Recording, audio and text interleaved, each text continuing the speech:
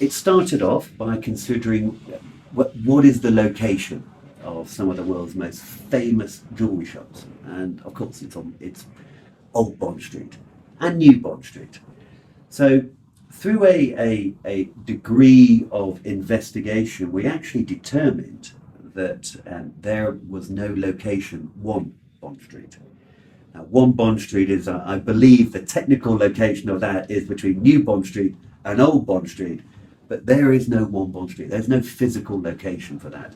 So we decided that that is where we would put the pin in the map and start our business on one Bond Street. I spent quite a bit of time not only developing the product, but also determining the marketplace in which I would like to operate.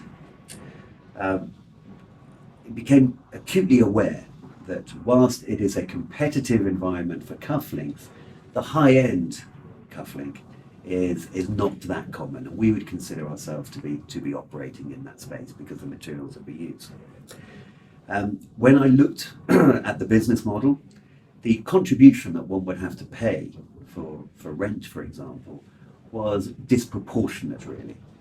So I felt that actually we can better service our clients by having purely an online business.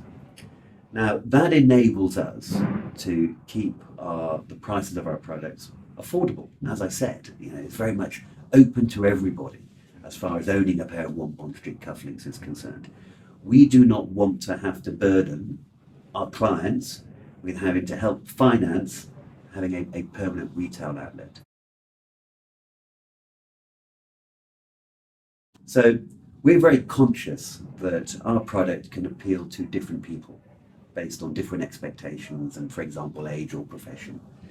So we have our Old Bond Street collection is really the heritage side of the business, and which includes both the motor racing and the roundels, but also a number of symbolic cufflinks which we have. So, for example, Infinity, which is the eternity symbol, or we have Trinity, and we have the Taylor cufflinks.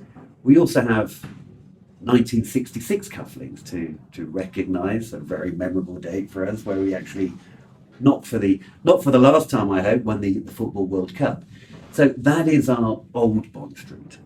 Now the New Bond Street are our new designs, which capture the use of perhaps more modern materials, or the expectation of our clients to have something that is a little bit more modern and out there. So, for example, the use of carbon fibre is our New Bond Street. The 747-400s again is our New Bond Street. Trinity is our Old Bond Street.